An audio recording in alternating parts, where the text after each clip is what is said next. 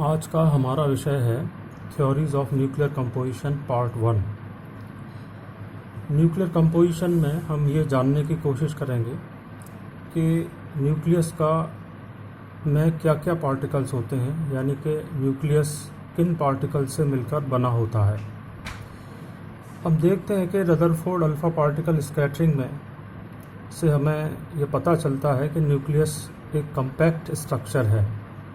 इसी तरह हम रेडियो एक्टिविटी में भी देखते हैं कि नाभिक से अल्फ़ा, बीटा और गामा पार्टिकल्स बाहर निकलते हैं। अल्फ़ा और बीटा पार्टिकल के स्पेक्ट्रम को अगर हम स्टडी करें तो हम देखते हैं कि अल्फ़ा पार्टिकल का जो स्पेक्ट्रम है वो डिस्क्रीट है, जबकि बीटा पार्टिकल का स्पेक्ट्रम कंटिन्यूअस होता है। इसी तरह बीटा पार्टिकल के स्पेक्ट्रम में बीटा पार्टिकल के साथ न्यूट्रिनो भी निकलते हैं। आर्टिफिशियल ट्रांसम्यूटेशंस के एक्सपेरिमेंट्स में रिसर्चर्स ने ये देखा कि नाभिक से न सिर्फ अल्फ़ा पार्टिकल बल्कि प्रोटॉन, न्यूट्रॉन, इलेक्ट्रॉन और पॉजिट्रॉन भी प्रेजेंट होते हैं। तो ये जानने के लिए कि वास्तव में न्यूक्लियस का कंपोजिशन क्या होता है, कई थ्योरीज़ प्रपोज की गई थी। इसमें आज हम डिस्कस करेंगे प्रोटॉन इलेक्ट्रॉन हाइपोथेसिस। इस प्रोटॉन इलेक्ट्रॉन हाइपोथेसिस के अनुसार किसी भी नाभिक में का अगर मास नंबर A है और एटॉमिक नंबर Z है तो उसके अंदर A प्रोटॉन्स होंगे और A माइनस Z इलेक्ट्रॉन्स होंगे और इस न्यूक्लियस के बाहर Z इलेक्ट्रॉन्स चक्कर लगाते हैं। तो इस तरह हम देखते हैं कि एटम की जो पहली कंडीशन है कि वो इलेक्ट्रिकली न्यूट्रल होता है, वो इस थ्योरी से संतुष्ट होती है, सेटिस्फाई होती है। परंतु इस थ्योरी में कुछ कंट्राडिक्शंस भी हैं, जिसको हम एक एक करके यहाँ डिस्कस करेंगे। पहला जो कंट्राडिक्शन है वो है फाइनाइट साइज़। हम देखते हैं कि इलेक्ट्रॉन का एक फाइनाइट साइज़ होता है। तो इस तरह अगर किसी नाभिक में बहुत सारे इलेक्ट्रॉन्स हैं, it is difficult to have several electrons as electron has a small dimension. बड़ा मुश्किल है कि बहुत सारे इलेक्ट्रॉन्स किसी नाभिक का हिस्सा हों, क्योंकि न्यूक्लियस की साइज़ बहुत छोटी होती है, जबकि इलेक्ट्रॉन की एक फाइनाइट साइज़ होती है। दूसरा जो कंट्राडिक्शन है वो है स्पिन कंसिडरेशन।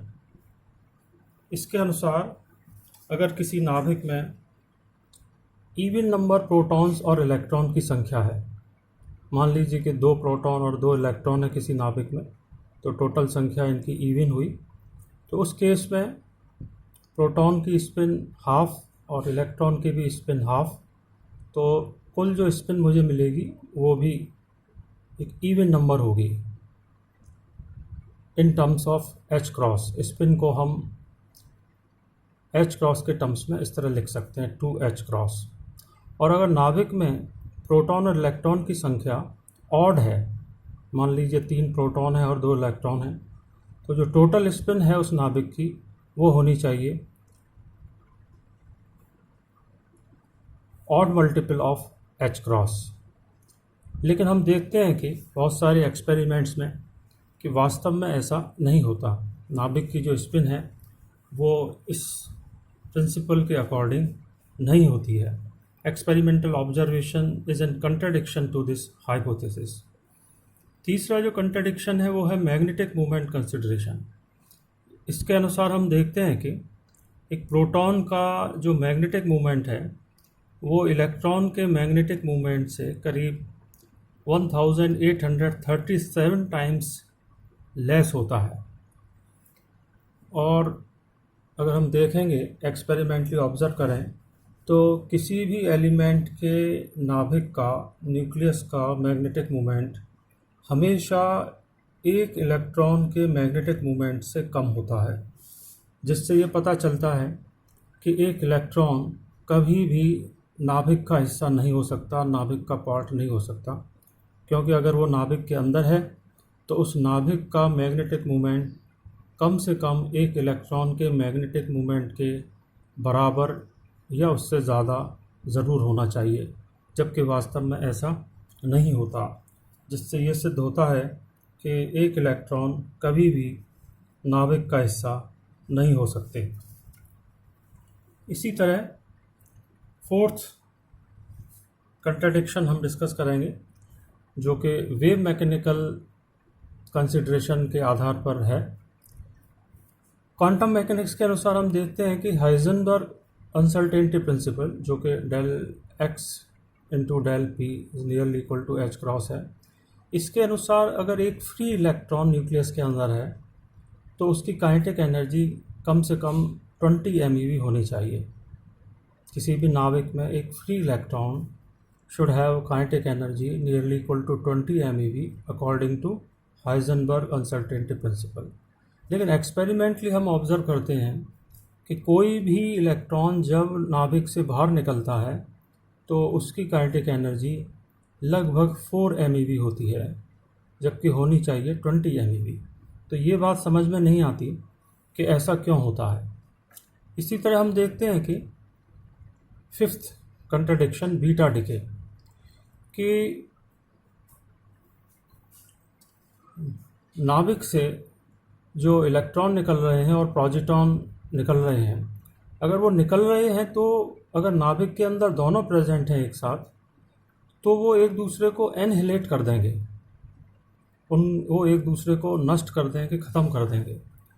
तो वो ख़त्म क्यों नहीं करते हैं? क्योंकि हम देखते हैं कि नाभिक से रेडियो एक्टिव न्यूक्लियाई में हम ऑब्जर्व करते हैं कि उसमें से इलेक्ट्रॉन और पॉजिट्रॉन दोनों निकलते हैं। तो इसके अनुसार ये दोनों इस नाभिक में प्रेजेंट नहीं होने चाहिए। सिक्स्थ कंट्राडिक्शन है इलेक्ट्रॉन न्यूट्रिनो पेयर। फर्मी ने जो अपना थ्योरी प्रपोज की थी उसके अनुसार बीटा पार्टिकल के साथ न्यूट्रिनो पार्टिकल भी निकलता है। तो अगर न्यूट्रॉन निकलता है, अगर अंदर नाभिक में प्रेजेंट नहीं है, तो फिर वो क्यों निकलता है? तो ये बहुत सारे रीजंस थे जिसके आधार पर हम ये कंक्लूड कर सकते हैं कि electrons can not exist in the nucleus. अगर इलेक्ट्रॉन एग्जिस्ट करता तो बहुत सारे ये जो कंट्राडिक्शन हमने ऑब्ज़र्व किए, डिस्कस किए, ये न होते। कल हम डिस्कस करेंगे इसी में प्रोटॉन न्यूट्रिनो हाइपोथेसिस।